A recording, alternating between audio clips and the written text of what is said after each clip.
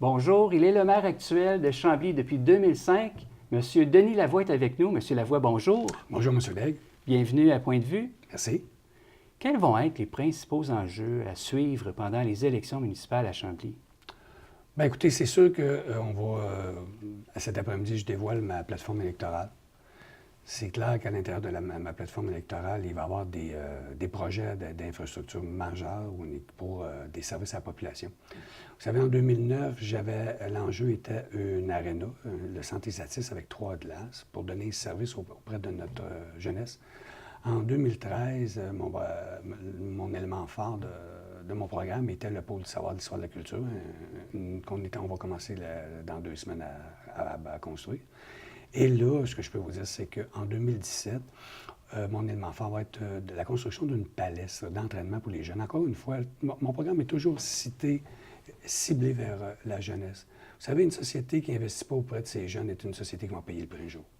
Il faut s'occuper des jeunes. Il faut les occuper, sinon ils vont nous occuper. Mm-hmm.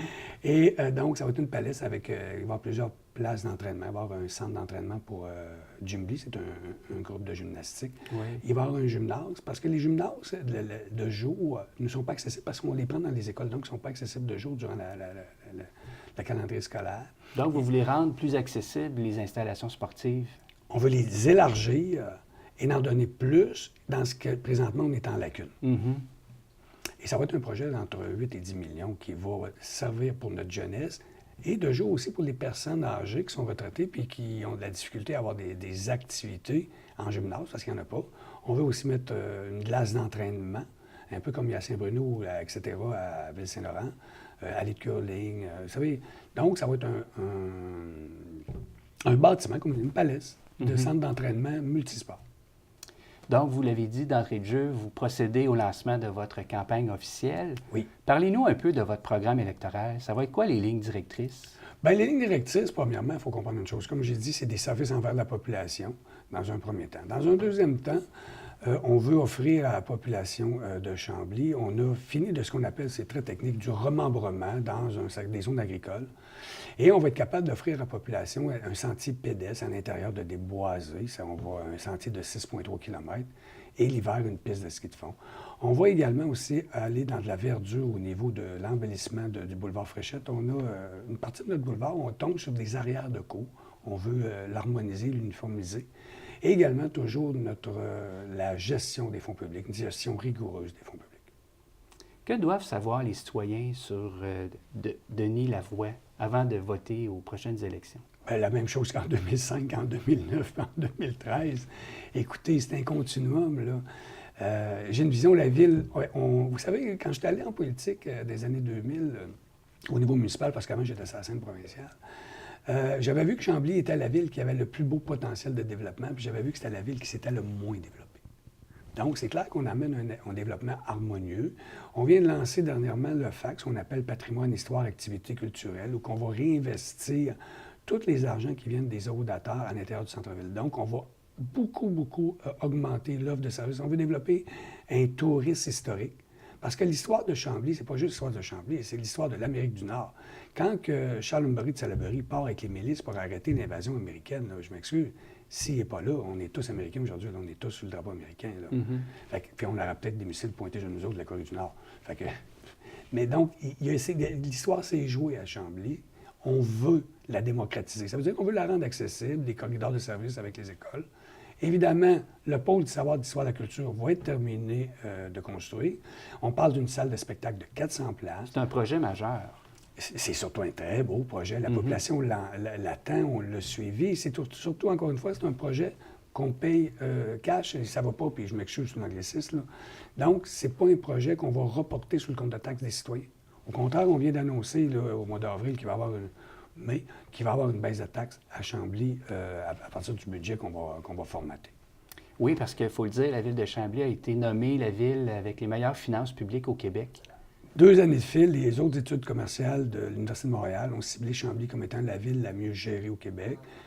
Nos services municipaux sont de 22 % en bas de la moyenne nationale. Donc, on travaille très fort là-dessus. Ça nous a permis de dégager des marges de manœuvre intéressantes qui nous permettent présentement de cibler des projets rassembleurs pour le bien-être et améliorer la qualité de vie des citoyens. Il faut comprendre aussi qu'à Chambly, la moyenne d'âge du Québec est 41 ans. À Chambly, on est à 37 ans. Donc, on est 10 en bas de la moyenne. On a donc une grosse population de jeunes familles avec des jeunes enfants et des besoins ciblés, ces jeunes enfants, comme je disais tantôt. Donc, on ouvre nos plages de services dans cette option-là. Au niveau du budget annuel que vous avez voté, quels vont être les prochains investissements? Bon, vous avez parlé du pôle du savoir et de la culture, ville de Chambly, ville de culture et de patrimoine. Est-ce qu'il va y avoir d'autres investissements que vous avez prévus à votre budget? Bien, comme je vous ai dit, là, on va terminer le pôle du savoir. Mais le pôle du savoir, on a déjà provisionné l'ensemble des sommes. On cible 10,5 à 11 millions de dollars le coût. Donc, on a déjà provisionné les sommes pour le payer encore une fois rubis sur l'ongle. Et donc, là, d'investissement, ça va être la Palisse, qu'on cible environ à 8 millions. Et on va continuer. Vous savez, je me rappelle en 2005, lorsque j'ai occupé Brise mes fonctions, on était à 52 millions pour mettre à niveau le réseau routier de la ville. Évidemment, on ne l'avait pas. Et près de 138 millions parce qu'on était en carence d'infrastructures plus en surface. Présentement, je peux vous dire que notre réseau routier s'est grandement amélioré. Et au niveau des infrastructures, l'aréna, le pôle du savoir, la caserne, on va rénover le poste de police prochainement. Donc, nos infrastructures municipales vont très bien. Vous êtes en poste comme maire depuis 2005. Quelle est la réalisation dont vous êtes le plus fier? Oh boy, bonne question. Je vous dirais l'aréna. L'aréna, parce qu'il y a 3 glaces qui sont là, il y a des jeunes qui vivent là. Une fois, on m'avait demandé quel était l'endroit que j'aimais le plus à Chambly et que j'avais répondu, je le crois encore, tous les parcs où j'entends rire des enfants. Il faut le dire aussi que vous êtes assez gâtés à Chambly avec les parcs, les nombreux parcs qui... Oui, on est gâtés. On les fait. Regardez, on vient de faire un parc des Patriotes, puis je vous parle, je pense, c'est le parc des Patriotes. C'est un parc majeur. C'est un carrefour, c'est notre plus gros parc, encore une fois, payé rubis sur l'ongle. Et là, lorsque vous allez là, vous voyez des enfants qui sont au basketball, vous en voyez qui sont au soccer, vous en voyez qui jouent à la balle. Leur école est juste à côté. Alors, essayez de penser, ces enfants-là, ils ont 7 ans, 8 ans. Tout ce qu'ils vont vivre, les tournois qui vont là, qui vont les suivre quand ils vont être adultes, la mémoire collective d'enrichissement et d'épanouissement de ces enfants-là, c'est ça qui me fait le plus plaisir. Donc, la famille sont au cœur de vos priorités, les enfants. Est-ce que vous avez d'autres priorités à Chambly? Bien, assainir les finances publiques. Vous savez, ça a beau être, comment j'aimerais ça, une marotte qui revient quotidiennement, c'est une réalité. Si on n'est pas capable de dégager des marges de manœuvre, 82 d'un budget de ville est conventionné. Ça veut dire que ma fille de 15 ans pourrait le gérer. Là. Donc, c'est sur le 18 de l'assistant. Ce qui fait que quand j'ai pris la ville, il y avait 23 cents dans la pièce qui s'en allait au service de la dette. Maintenant, on est à 15 cents. Je vais vous donner une analogie. Comme individu, notre première réalité, c'est l'achat notre grosse dépense, c'est l'achat d'une maison, généralement. On est tous contents de terminer l'hypothèque parce qu'on ne veut pas léguer des dettes à nos enfants. Alors, pourquoi au niveau sociétal, on n'a pas pensé de même? Pourquoi qu'on est rendu à laisser des dettes, pas à nos petits-enfants, mais à nos petits-petits-enfants qui ne nous connaîtront même pas sûrs qu'ils vont apprécier ce qu'on a dépensé. Donc, vous avez un très grand souci de prévenir à l'avance, d'avoir des fonds de prévoyance à la mesure du possible en cas de besoins urgents. Est-ce qu'il y a des besoins urgents actuellement dans la ville de Chambly? Urgents? Un service de police. Les services de police de proximité qu'on aimerait avoir puis qu'on se bat depuis 4 ans. On a embarqué dans un processus de négociation avec nos partenaires. On avait des demandes légitimes. Nos partenaires nous ont dit, bon, que non. C'est un processus de négociation. Il n'y a pas de rencard dans le dossier. Par contre, rendu là, nous, on veut notre service de police pour avoir, regardez, la Sûreté du Québec, et dans les années 90, fait la police de proximité, la police de Montréal, la police de quartier. Nous, c'est ce qu'on veut. On va avoir un service de police qui a un sentiment d'appartenance auprès de la communauté. Donc, si notre premier besoin, oui, on aimerait ça le rencontrer. Puis, malheureusement, on est devant les tribunaux. On est les premiers à décrire cette situation-là. Mais on a essayé à plusieurs reprises de parler au bureau du ministre, puis ils veulent nous parler sur tous les sujets, sauf celui-là. Fait que, on va aller devant le tribunal. C'est dommage. Il y a un autre sujet qui a retenu l'attention de certains visiteurs qui sont allés à la ville de Chambly concernant les stationnements payants. Oui.